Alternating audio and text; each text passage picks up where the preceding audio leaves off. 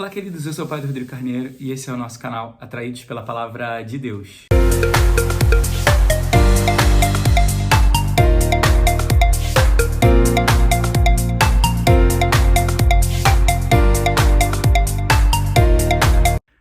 Bem, então, hoje, nessa terça-feira, feriado aí para vocês, né? Aqui não é feriado.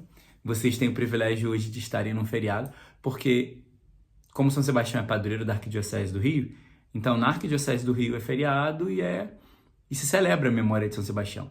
Mas fora do Rio, ele é uma memória livre, então, ou seja, uma memória que não é obrigatória ser celebrada, né? Então, por isso aqui a gente nem celebra São Sebastião e não é feriado, né? Então, é um dia normal, comum. E aí, só pra gente não perder a oportunidade, São Sebastião, né, é um testemunho para nós de uma oferta a Deus.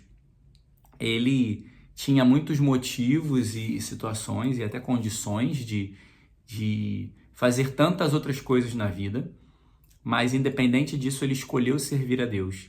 Escolheu servir a Deus até mesmo ao ponto de dar a sua própria vida, até mesmo ao ponto de perder a sua própria vida. E aí nós vamos ver, né, pela história de São Sebastião, que ele foi dado como morto, mas não morreu e ainda assim voltou, né, para dizer que não tinha sido morto. Uma história muito parecida com São Paulo também, que foi assim, dizer que não tinha sido morto para poder continuar testemunhando e anunciando. Então isso mostra para nós uma vivência radical do Evangelho de Nosso Senhor, que é uma coisa que nós precisamos muito nos dias de hoje, diante de uma sociedade, porque talvez nós não vamos hoje passar por um martírio de sangue, como São Sebastião. Mas às vezes nós vamos passar pelo martírio da indiferença, o martírio da fofoca, o martírio do julgamento, o martírio de perdermos oportunidades, o martírio de sermos julgados, o martírio de sermos afrontados em muitas realidades. O martírio até mesmo, como algumas pessoas passam, de perder oportunidades, seja de emprego, seja de subir de carreira no trabalho, porque são cristãos. E o mundo de hoje não tolera isso, não quer. O mundo de hoje tem criado aversão às coisas de Deus. Então, São Sebastião é um exemplo de que a nossa vida ela tem que ter sentido pelo anúncio do reino. A nossa vida tem que ter sentido pelo anúncio das coisas de Deus, independente das consequências. Nós hoje temos vivido uma vida, um cristianismo, pensando e muito presos a consequências. Ah, mas se eu fizer isso, vão me julgar, se eu fizer isso, eu vou perder o emprego, se eu fizer isso... A gente está vivendo a vida muito aprisionado com as consequências que as coisas vão ter. Só que se a nossa vida está nas mãos de Deus, deve ser deixado e deve ter um abandono nas mãos dele, para que ele cuide. A palavra vai nos dizer que não vai cair um fio de cabelo da nossa cabeça sem que ele permita, sem que ele esteja cuidando. Então essa deve ser a dinâmica, a tônica e a pegada da nossa vida. Nas leituras de hoje, que provavelmente vão ser diferentes das leituras que vocês vão ver aí, né? Porque como aqui a minha liturgia está seguindo um dia comum, então a gente vai dar uma adaptada assim, né? Então a gente continua e entre aspas, é bom porque a gente vai continuar lendo o livro de Samuel. Samuel agora, como Deus tirou a graça de Saul, disse que ele não vai ser mais rei, Samuel tá se lamentando. E aí Deus vai dizer: Samuel, até quando você vai ficar lamentando o que eu fiz? Eu tirei a graça de Saul e já vou ungir outro, porque ele não é mais o meu escolhido e eu quero o outro.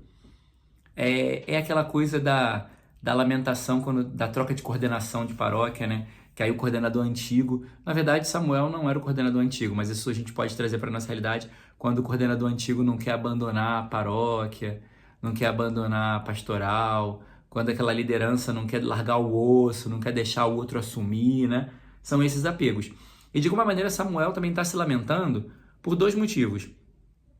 Porque, primeiro, ele não queria ungir um rei, mas depois que ungiu, ele ficou se sentindo, né?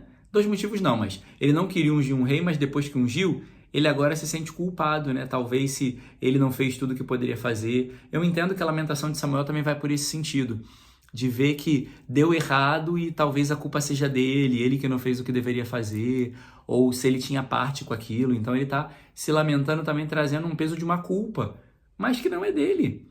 Quem fez o que não devia ter feito foi Saul. Quem errou foi Saul. Então a responsabilidade é toda dele. Só que muitas vezes também a gente quer assumir a responsabilidade daquilo que é do outro. A gente quer viver a vida do outro. A gente quer... É diferente de compaixão.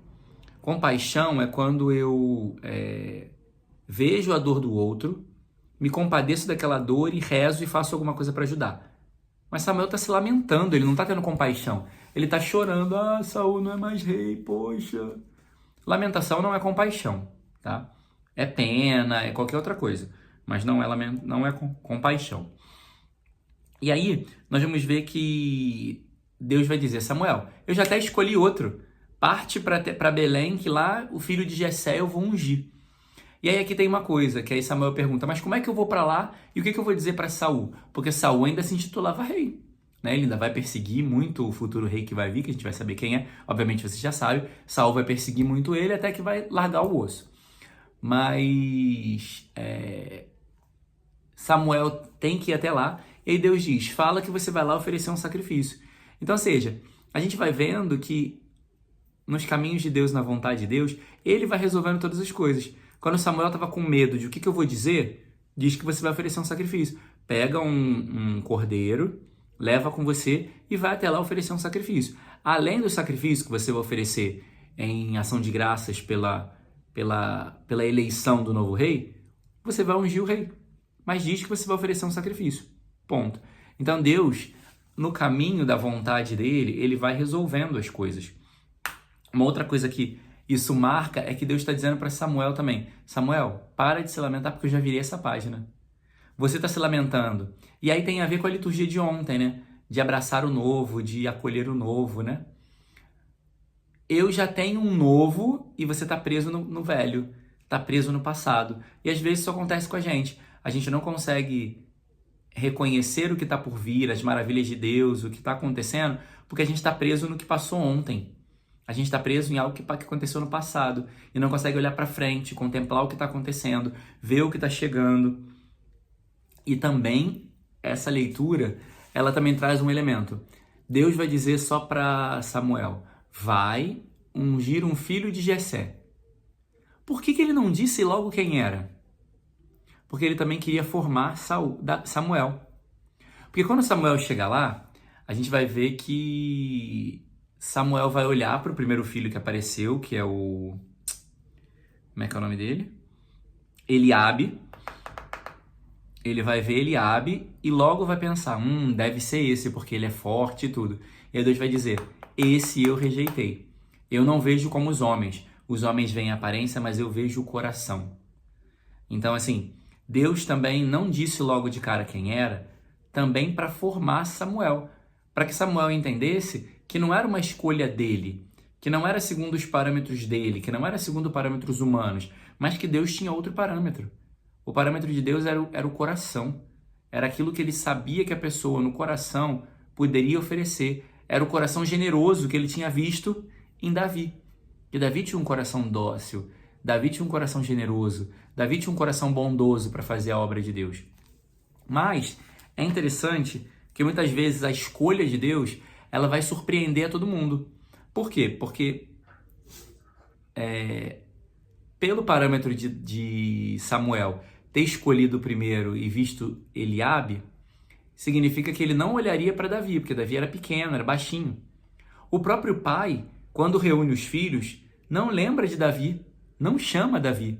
Então, assim, às vezes as pessoas podem não nos escolher ou ver vocação, ou ver algo em nós, mas Deus nos escolhe, porque Ele não está vendo a aparência, Ele está vendo o coração. Então isso também é para confirmar, às vezes você que não se sente apoiado por ninguém, às vezes você está no seu caminho, não se sente apoiado, não se sente confirmado, não sente que alguém está te ajudando, que alguém está te dizendo, você é... Não, a gente não precisa que pessoas nos digam, Deus nos escolheu e ponto. Deus escolheu Davi e ponto. E é isso. E a eleição de Deus, só Ele entende, não tem que ter justificativas humanas, eu não tenho que dar explicações para os homens da escolha de Deus, que Deus me... Não, Deus me escolheu e ponto. E aí eu vou. E aí nós vamos ver também no Evangelho que vai falar que a lei ela não pode ser maior do que Deus. Aquilo que são preceitos humanos, que são para formar os homens, para educar os homens, não pode ser maior do que Deus.